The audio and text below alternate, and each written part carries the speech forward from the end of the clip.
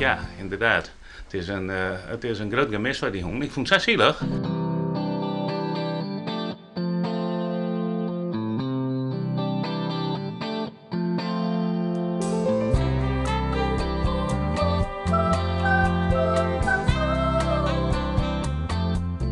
Hij woont uit eten. Hij ziet hele dagen verder door. Uit het ruitesjen. Want ja, Kasper kon elk moment wegkomen. Ja, en zo vonden wij dat ik, maar wij kennen dat een plakje aan. Wij kennen hoop haar. Maar zijn hond die kan gewoon weer bij hem hebben. Die is je fjouwer hier west. Ze bent het hier opgebracht.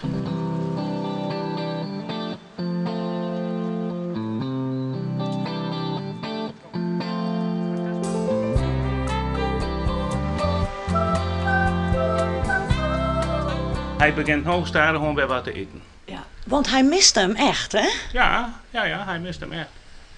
Hij leidt altijd hier leider, of hier, die hond. En van de dag dat die kat verdwenen weer, had er niks zoals die als verder doorzetten. En was jij uit het ruit links, rechts. I'm just waiting on a friend. I'm just waiting on a friend.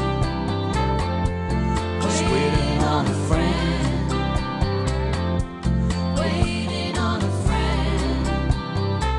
I'm just waiting on a friend.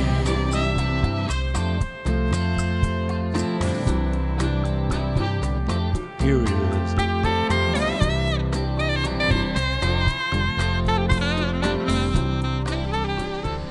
Die kat die lijf eigenlijk bij die hond en dan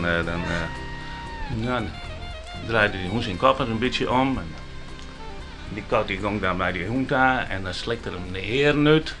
Hij slikte de eigen uit.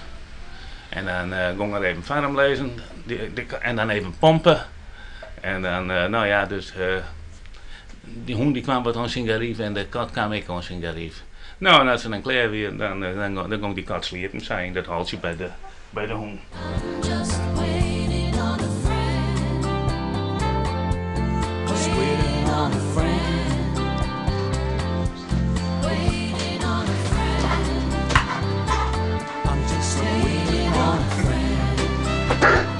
Ja, dat was dus echt het soulmates-kerstproces. En ik wou graag dat die kat wegkomt. Kasper, kom weg. I'm just waiting on a friend. Just waiting on a friend.